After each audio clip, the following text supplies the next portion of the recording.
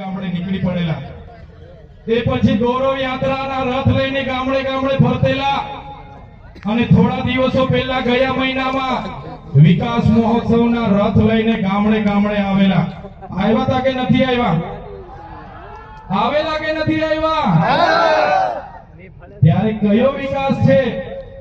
આજે ગાંધીનગરમાં હું કોઈ જગ્યાએ જામ છું, બાંધકામ ચાલુ હોય ત્યારે ઉભા રહીને બેનને પૂછું, બેન નાના નાના છોકરાઓ સાથે તમે મજૂરી કરો છો, કયા વિસ્તારના છો?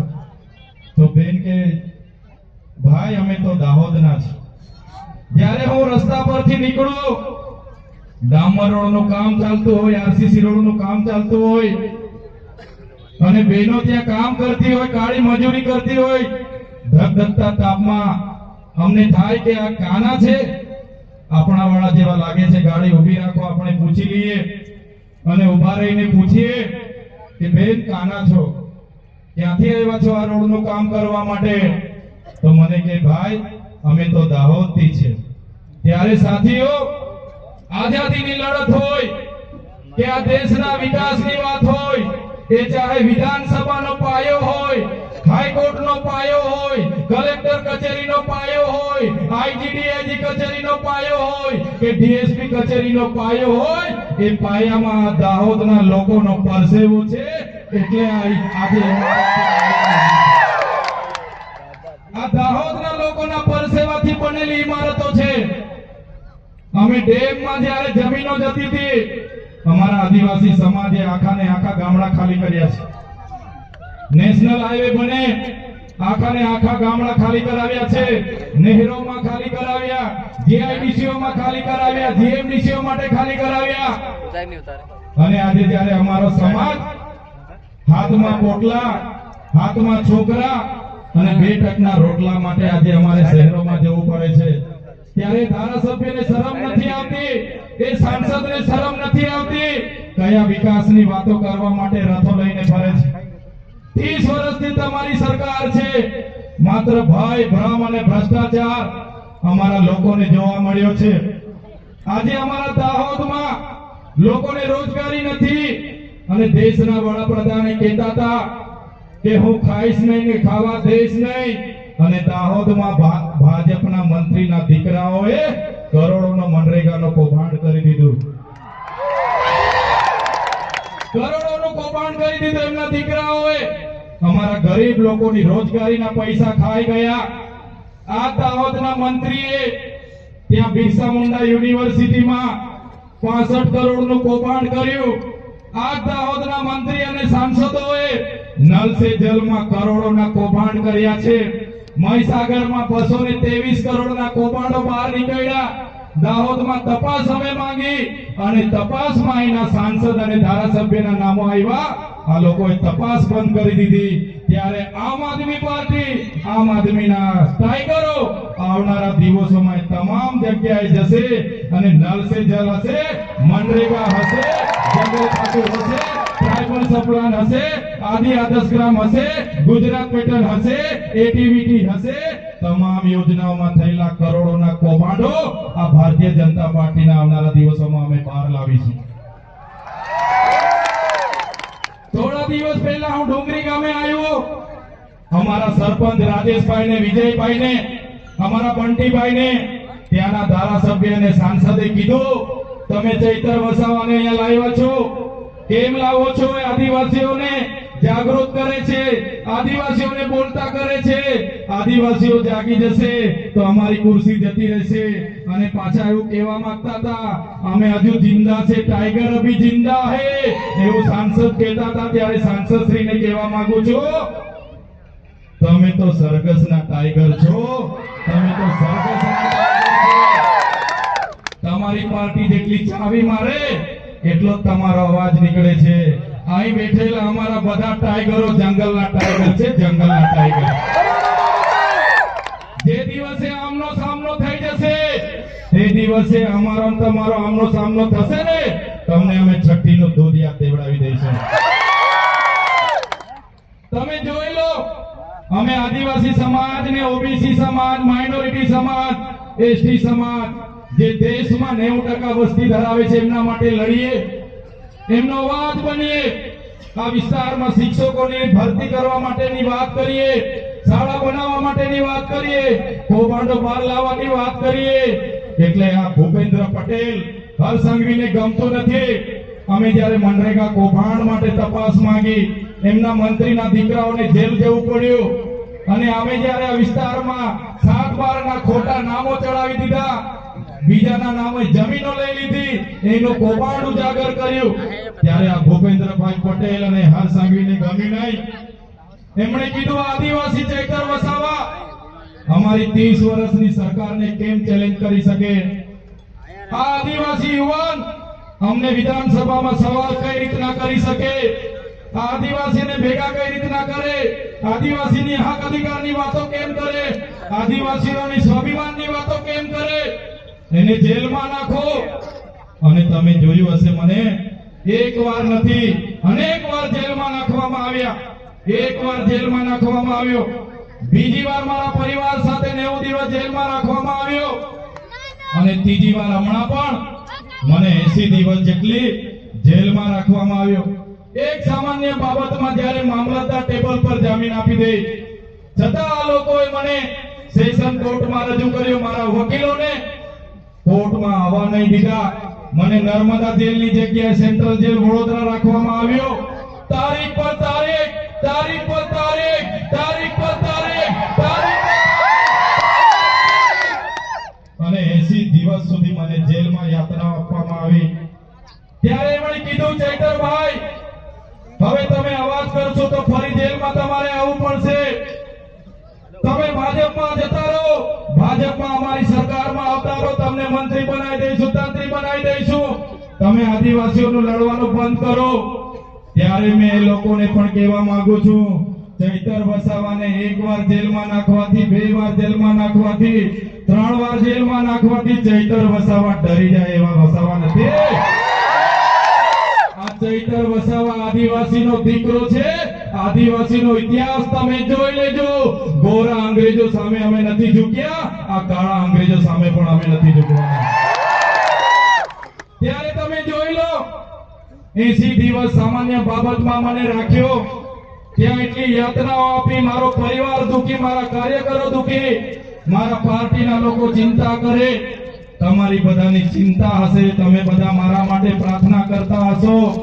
એ લોકોનો ઈરાદો હતો કે ચૂંટણી પત્યા સિવાય નીકળવા નથી દેવાનો, છતાં તમારી પ્રાર્થના, તમારી દુઆ, તમારી મનોકામના મારી બહેનોએ ઉપવાસ રાખ્યા હતા, વ્રત રાખ્યા હતા, અને માનતા રાખી હતી, અને ઉપરવાળાએ જોયું, અને 80 દિવસમાં તમારો દીકરો છૂટીને તમારી વચ્ચે આવીને આજે ઉભો છે. છૂટ્યા પછી પણ હું જ્યારે બહાર નીકળ્યો, અને મારા વકીલોએ, મારા પ્રદેશ પ્રમુખ ઈસુદાનભાઈ ગઢવીએ, બીજરાજભાઈ મને મળીને કીધું, ચૈતરભાઈ, જેમ તેમ અમે જામીન કરાવીને લઈ આવ્યા છે તમારે, પણ તમને ડેડિયાપાડામાં પ્રવેશ બંધી છે. ડેડિયાપાડાની હદમાં તમે પગ મૂકો એટલે તમારે ફરી જેલમાં જવું પડશે. તમને ડેડિયાપાડામાંથી કાઢી દેવામાં આવ્યા છે. ત્યારે ઘણા આગેવાનોએ મને કીધું, તમે રાજપીપળા રહેવ. ત્યારે હું રાજપીપળા રહેવ, લોકોના કામ કરું. એટલે કેટલાક આઈપીએસ અધિકારી અને ભાજપના સાંસદોએ કીધું, હવે આ રાજપીપળા બેઠો બેઠો લોકોના કામ કરે છે, એને એવું કરો, આપણે આદિવાસી વિસ્તારમાંથી કાઢી નાખો. ત્યારે એવા નેતાઓને, એ પોલીસ અધિકારીઓને મેં કહેવા માંગુ છું, તમે મને ડેડિયાપાડાથી કાઢી નાખશો, નર્મદા જિલ્લામાંથી કાઢી નાખશો, આદિવાસી વિસ્તારોમાંથી કાઢી નાખશો, પણ આ ચૈતર વસાવા તો અમારા લોકોના દિલોમાં રહે છે. ત્યાંથી તમે ક્યારે કાઢી નથી શકવાના. હું જેલોમાં હતો ત્યારે આ વિસ્તારમાં હવે તો મંત્રી નથી પણ મંત્રી હતા. એ મંત્રી અમારા ડેડિયાપાડામાં આવ્યા, રાજપીપળામાં આવ્યા, અને એમણે જાહેર મંચ પરથી ભાષણ કર્યું કે તમારો ચૈતર વસાવો ગયો, એ હવે આવવાનો નથી. તમે બધા આવી જાઓ, અમારી સાથે જોડાઈ જાઓ. ચૈતર વસાવાનું પૂરું થઈ ગયું, હવે આમ આદમી પાર્ટી પૂરી થઈ ગઈ. ત્યારે એવા મંત્રીઓને, એવા સાંસદોને, એવા ધારાસભ્યોને કહેવા માંગુ છું, तुमको क्या लगता था नहीं लौटेंगे, तुमको क्या लगता था नहीं लौटेंगे, गलत. जब तक तोड़ेंगे नहीं तब तक छोड़ेंगे नहीं.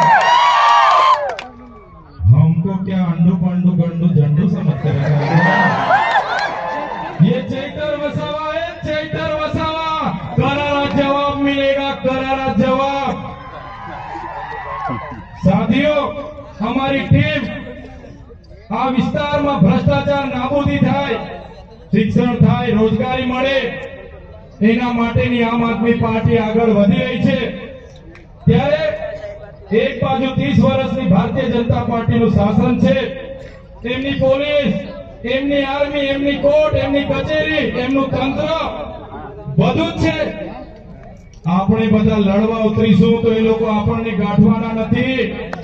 ત્યારે મારા સાથીઓ, મારા યુવાનો, મારા વડીલો, મારી માતા બહેનોને મેં આહવાન કરું છું, આવનારી તાલુકા જિલ્લા પંચાયતની ચૂંટણીઓ માટે તૈયાર થઈ જાઓ.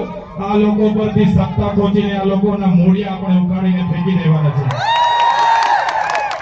એક રાજાનો જીવ જે પ્રકારે પોપટમાં હતો, એ જ પ્રકારે આ ભાજપ વાળાનો જીવ સત્તાની ખુરશીમાં છે. ખુરશી આપણે ખોચી લેવાની છે. ત્યારે તમે જોયું હશે, આ બાજુ બિજરાજભાઈ, રાજુભાઈ કરપડા, પ્રવીણભાઈ રામ, ગોપાલભાઈ ઇટાલિયા, ઈસુદાનભાઈ ગઢવી અને આ વિસ્તારમાં ચૈતર વસાવા ની કામગીરી જોઈને લોકો હજારો ને હજારોની સંખ્યામાં પોતાના ખર્ચે પેટ્રોલ નાખે, ડીઝલ નાખે અને મીટિંગોમાં આવે, એમની બસો મૂકે, જમવાની વ્યવસ્થાઓ કરે, રોજ આપે, પછી પણ કોઈ જવા તૈયાર નથી. ત્યારે સરકારનો વિરોધ કાઢવા માટે આ લોકોએ નવું મંત્રીમંડળ બદલ્યું. ખબર છે ને બધાને? મંત્રીમંડળ બદલી નવા મંત્રીઓના નિમણૂક કરેલી છે. ખબર છે બધાને?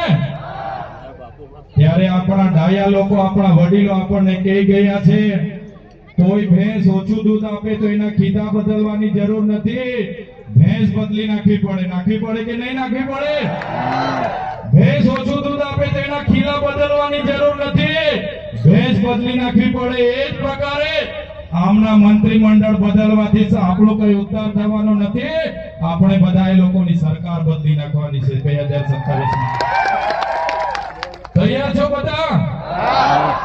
2017માં એમની સરકાર આપણે બદલી નાખવાની છે. હમણાં ભગવાન બિરસા મુંડાની 150મી જન્મ જયંતિ આવે છે. આ 150મી જન્મ જયંતિ આજે આ ભાજપ વાળાને ખબર પડી કે ભગવાન બિરસા મુંડા પણ દેશની આઝાદી માટે લડ્યા છે.